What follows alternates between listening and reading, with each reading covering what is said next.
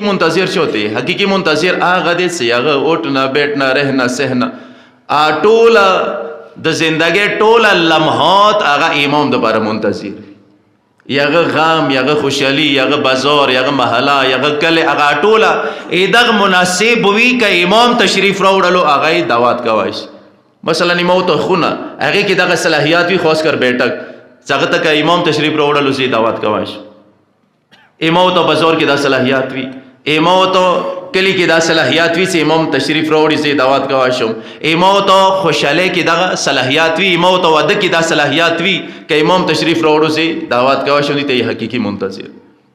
اوس ارچ خپل ځون خپل پښتنه کوي چې آیا امام واده ایدي قابل دی چې امام تشریف راوړي زی دعوت کواشم یا نه شم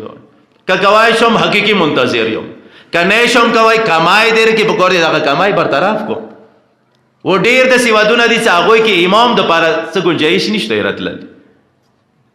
کام ودونه داسې دي چې هغوی کې هغه امام تشریف راوړو دعوت یې کوی شي نور اکثر اکبر مې ودونه داسې دي چې هلته به څوک تشریف راوړي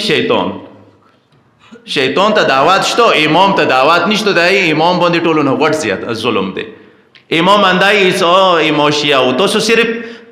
غام ته مو لیدلي یو چې تاسو غام کې مشرکات وکړو آیا تاسو خوشحالۍ باندې مو نه خوشحالېږو واقعا تا خوشحالی باندې امام خوشحالیږي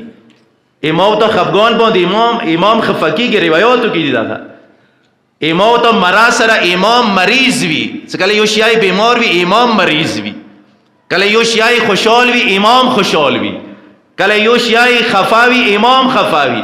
نو امام انده ګیله کوي چې ته خپل غم ته خواسیه مثلا تو غم کې خواسیه مو غمجن یو د خپل خوشحالۍ ورته مو ته ټیم راکوي چې تا خوشحالی کیا مو خوشحال شو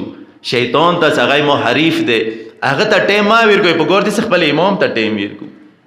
اوس واقعا د 13 مثلا 15 شعبان 15 شعبان کې امام ته سي بازار څه حالات